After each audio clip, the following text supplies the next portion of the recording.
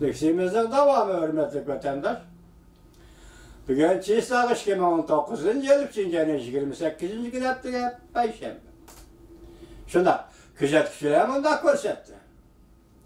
Prezident Trump, Cumhur Amerika stratejik rekabetçisi de belgilegen ki, yoki görsetgen ki, savdo, iqtisod ve geopolitikalik siyaset ve harbiy ishlojiatda Cumhur'u cheklagan keyin qadam-qadam huquq, kishilik huquq ve onun kaynidagi ideologiyalik formula ve vositalardan foydalanib Cumhur'un taraqqiyotini chekladi.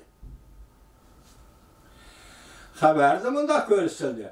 Amerika taraf kishilik huquq masalasini savdo, iqtisod masalasi bilan bog'lashtirgan aman Amerika Cumhur munosabatida yangi avorchilik paydo bo'ldi. Diqqat qiling. Masalan, Amerika Davlat Majlisining a'zolari yer shari magnitskiy negizlik kishilik huquq bo'yicha so'rash qilish qonuni bo'yicha Cumhurga iqtisodiy embargo yurgizish to'g'risida Prezident Trump hukumatiga haydakchilik qildi. Amerika Davlat Majlisining a'zolari. Bugun Amerika Cumhur savdo shirkilishi halqaliq bir paytda turibdi. Amerika go'yo kelar navbatlik strategik siyosat bilan Cumhurni tizginlashga tayyorlik qilayotgandek turdi. Uyg'ur Jugan Amerika Qo'shma Shtatlar Davlat ishlar kotibi Mike Pompeo mundaq dedi. Men barliq darsamni yo'qotdim. Endi jim tura olmayman. Mavzuli xabar 3-ayning 28-kuni Amerika ovozidan Xitoy til programmasi e'lon qilindi. Bunisi Amerika ovozidan Xitoy tili programmasi e'lon qilindi xabar. Unisi Xitoyning Dovitor betida e'lon qilindi xabar. Men ikkilisini bugun sizlarga anglataman. Uyg'urim, sizning taqdiringiz mushu xabarlardagi jumlada. Bilib olam. Osmonga qaramang, yerga qaramang, o'ng tarafingizga, so'l tarafingizga qaramang vatandosh. Sizning taqdiringiz, agar o'zingizning taqdiringiz o'zingiz ko'ngil bilmasangiz, parvoyimiz bilan. O o'zingizning ishi. Agar millatning taqdiri va siyosiy istiqboliga hayoti ko'ngil biladigan odam bo'lsa, sizning taqdiringiz mushu xabardagi jumlalarda, hurmatli vatandosh. Shunga men buni ikki xabarni mazmuni asosan o'xshash bo'lsa-mu, ikkili xabarni anglitishni qaror qildim. Endilikdagisi Amerika ovozida anglitilgan xabar. Bu xabar bundoq boshlanadi.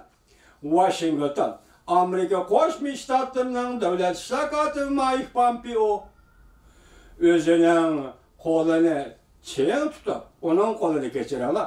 Mike Pompeo uning qo'lini, ya'ni Mehrigul Tursunning qo'lini cheng tutib, onunla mundaq dedi.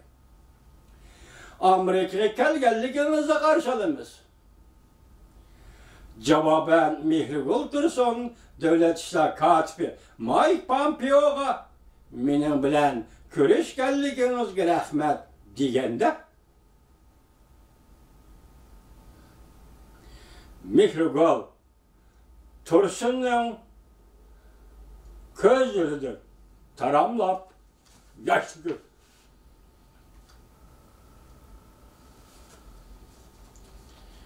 men qattiq ta'sirlandim. Men sizning meni hurmat qilayotganligingizni ko'rdim. Men sizning mening hikoyalarimni anglayotganligingizni ko'rdim. Mening talablarimga quloq solayotganligingizni ko'rdim.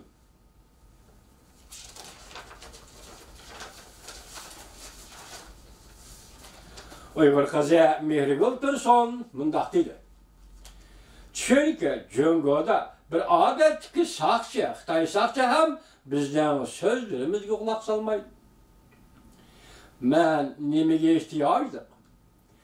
Menga aloqador nima ishlar yuz berdi? So'rab qo'ymaydi.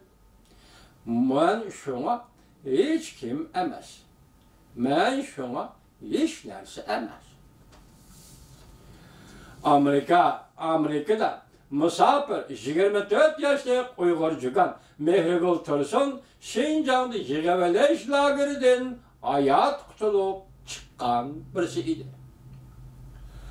Haftanın 2. günü, yani Şinjan'ın 26. günü Amerika Devlet Mahkemesi'nin işhanasında Mehrigul Tursun Devlet İşler Katibi Mike Pompeo kadarlık bir qancha nefer hükümet emeldarlarına özünün yig'ivilish lagerida tartgan azap uqubatlari va xo'rlanishini so'zlab berdi. Bundan burun Mehrigul Tursun Amerika Davlat Meclisi'de Amerika muxbirlar klubida qatorliq joylarda oshkora so'rinlarda yig'ivilish lagerida tartgan achchiq azap uqubatlarini sözlügen idi. Mehrigul Tursun mundaq dedi. Men Jungo'da 3 qatim qo'lga ilindim. Jismoniy jazoga uchirdim. Bir necha 10 nafar Uyg'ur ayol bilan tor bir uyga solab qo'yildim. Shu jarayonda 9 nafar Uyg'ur ayolning o'lib ketganligini o'z ko'zim bilan ko'rdim. Mehrigul Tursun'un göz yaşlarından veyran bolgan ailesinin eçinişlik sergüzeşlerden nurgulluğun kişilerinin köngülü bozuldu ve Jungo dairlerini obdallah.